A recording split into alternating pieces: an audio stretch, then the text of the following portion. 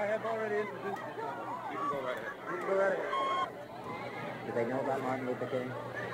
To some extent. We have left it up to your own volition if it can be handled in this case.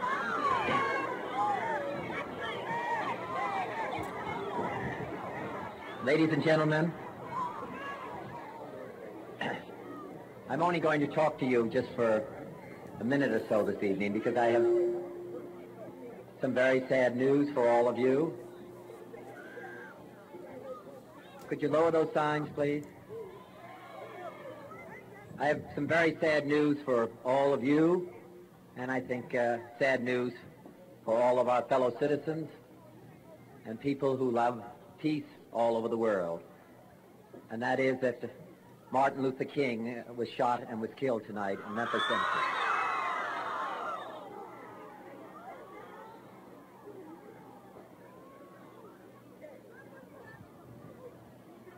Martin Luther King dedicated his life to love and to justice between fellow human beings. He died in the cause of that effort. In this difficult day, in this difficult time for the United States, it's perhaps well to ask what kind of a nation we are and what direction we want to move in.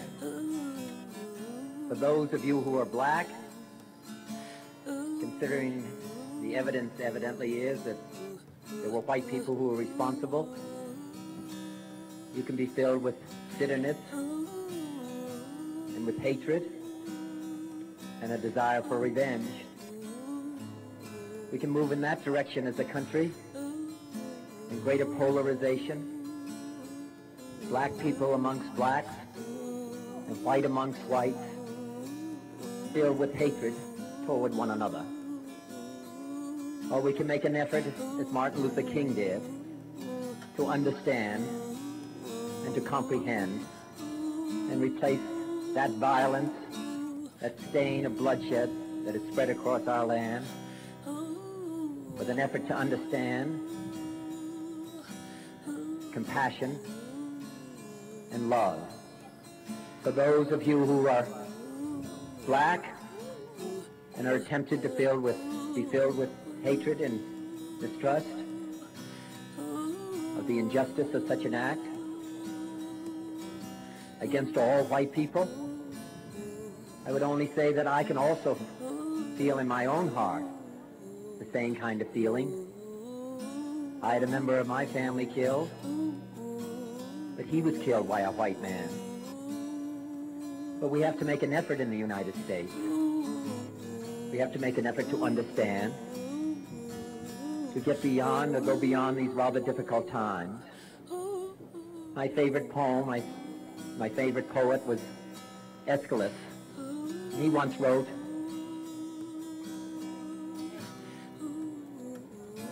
"Even in our sleep, pain which cannot forget falls drop by drop upon the heart, until in our own despair, against our will, comes wisdom through the awful grace of God."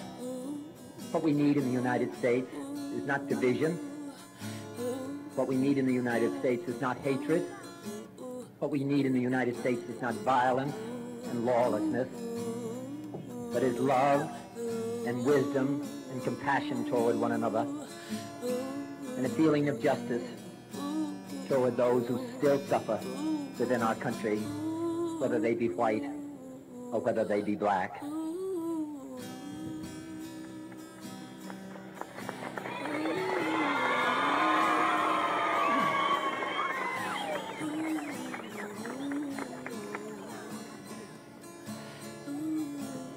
So I ask you tonight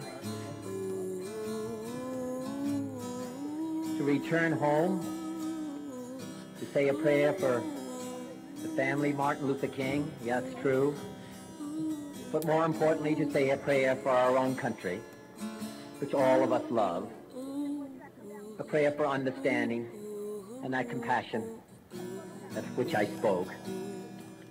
We can do well in this country. We will have difficult times, We've had difficult times in the past, but we will have difficult times in the future. It is not the end of violence. It is not the end of lawlessness, and it's not the end of disorder. But the vast majority of white people and the vast majority of black people in this country want to live together, want to improve the quality of our life, and want justice for all human beings that abide in our land.